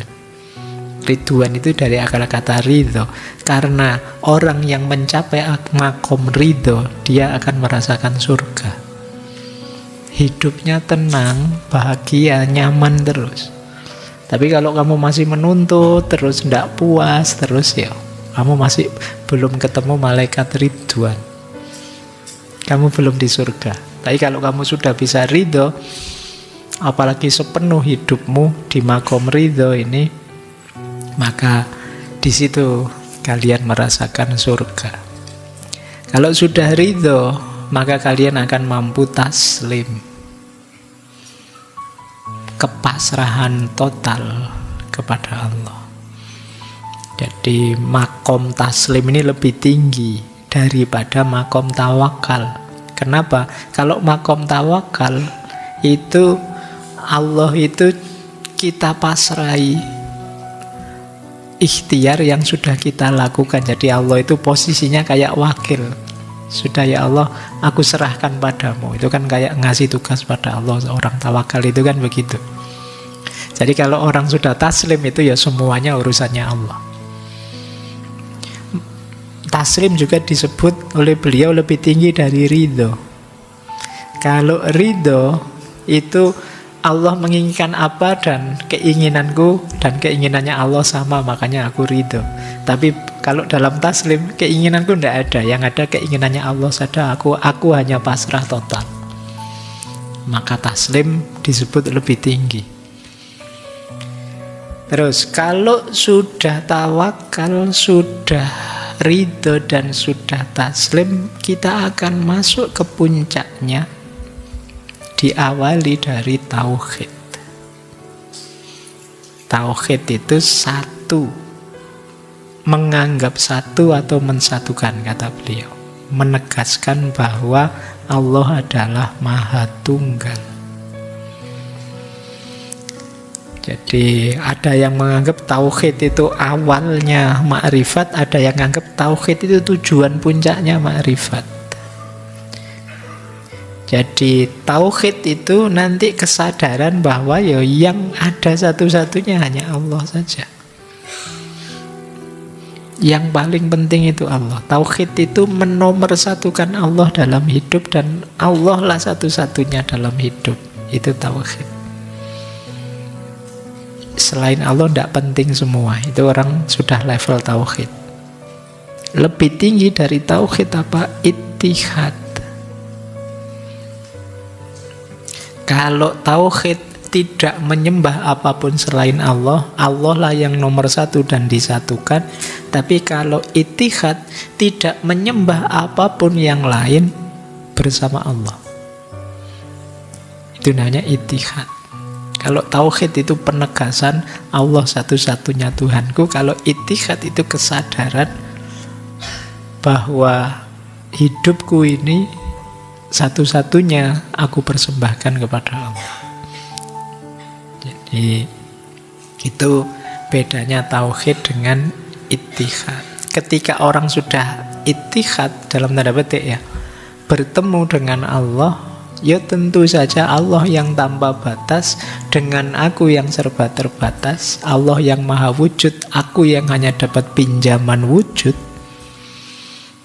Tentu saja aku tidak ada. Kan biasanya diibaratkan setetes air yang masuk di lautan.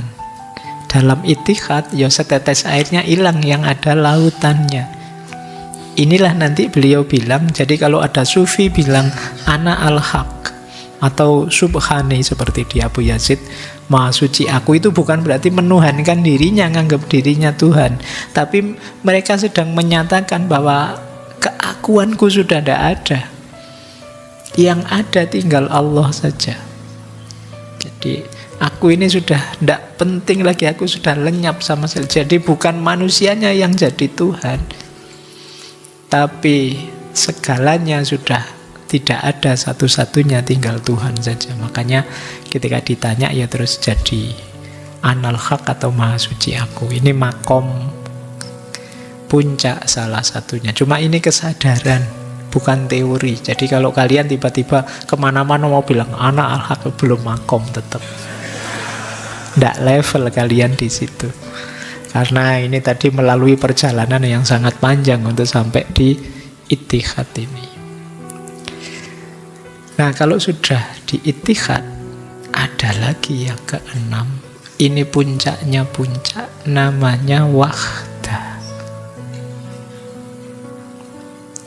Wahdah disebut lebih tinggi dari ittihad. Kenapa? Karena dalam ittihad itu ada aku dan dia dan Allah yang kemudian aku masuk ke ranah ilahiyah. Kalau dalam wahdah, akunya sama sekali sudah tidak ada. Jadi kalau ittihad itu masih rasanya dari dua menjadi satu, itu kan ittihad. Tapi kalau wahdah itu ya tinggal satu-satunya sudah. Memang ini kelanjutannya ittihad, jadinya apa? Wahdah. Makanya dia disebut lebih tinggi. Sama sekali aku tidak ada. Jadi kedirianku lenyap. Itulah nanti, ini kan yang nomor 6, ini yang paling puncak. Yang nomor 6 itulah nanti masuk ke babak finalnya suluk. Pada akhirnya suluk itu ya fana. Nah itu tidak ada lagi salik atau suluk, jalan atau tujuan, pencarian atau pencari, juga yang dicari. Segala sesuatu akan musnah, hanya tinggal Allah saja. Kullu syai'in halikun illa wajhah. Jadi puncaknya justru di sini, dan ketika nyampe sini ya hanya yang ngalami yang tahu keindahan dan kenikmatannya. Yang belum sampai sini tidak bisa bilang apa-apa. Yo kalian tidak usah komentar karena belum di makomnya. Yang saya sampaikan malam hari ini yang tidak terlalu penting kalian pahami sampai dalam, ini harus kalian jalani. Jadi karena ya ini rute perjalanan yang kita sebut ilaihi roji'un. Kalian kan bertanya, kalau sudah sampai pada Allah terus apa yang terjadi? Kan kembali kepada Allah. Nah, kalau sudah ketemu pada Allah, ya puncaknya kebersamaan dengan Allah itu fana. Setelah ittihad, wahdah, terus fana. Baik, Pak, berarti saya hilang dong, Pak. Saya tidak ada. Ya kamu akan berat karena kamu belum makomnya. Kamu belum sampai ke sana. Makanya ini perjalanan spiritual, prosesnya sangat panjang. Mungkin jangan dibayangkan seperti film yang happy ending terus kamu dapat kekayaan banyak, dapat istri cantik, kan bayanganmu itu puncaknya, itu kan senengnya di situ, Pak. Enggak, ada kebahagiaan yang lebih puncak dari itu. Tapi ini dijelaskan susah, memang harus dijalani. Baik, makanya tadi saya bilang ini jadi rujukan ya, referensi. Tentu saja akan panjang prosesnya. Mungkin teman-teman perlu guru, perlu wadah tertentu untuk melakukannya. Tapi malam hari ini kita tahu rutenya. Paling tidak ayo pelan-pelan dari bawah semampu yang kita bisa. Ada banyak keutamaan malam hari ini yang bisa kita ambil. Makanya judul kitabnya adalah Al-Awsaf Al-Ashraf. Sifat-sifat yang mulia. Kita mengambil yang manapun itu buahnya kemuliaan. Pak, saya masih belajar hanya untuk sabar saja, Pak. Itu juga kemuliaan.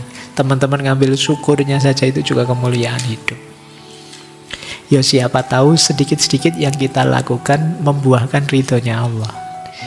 Sehingga kita nanti banyak dibantu oleh Allah juga untuk segera sampai padanya. Baik, itu dari Khoja Nasiruddin At-Tusi. Minggu depan kita belajar dari tokoh yang lain di tema yang sama. Tips-tips untuk melakukan perjalanan lebih dekat pada Allah dari Imam Haris Al-Muhasibi kalau saya tidak salah. Kemudian kita belajar dari Syekh Ibnu Qayyim Al-Jauzi, Madarijus Salikin. Kitabnya jauh lebih tebal dibandingkan kitab malam hari ini. Jadi mungkin nanti kita nyuplik-nyuplik saja. Untuk trailer saja, detailnya teman-teman baca sendiri. Dan yang terakhir kita akan belajar dari burung-burung dari gurunya Syekh Nasiruddin, yaitu Syekh Fariduddin Attor, yang beliau nulis novel semacam fabel perumpamaan perjalanan menuju Tuhan di Mantikut Toir. Terjemahannya ada itu, musyawarah burung-burung.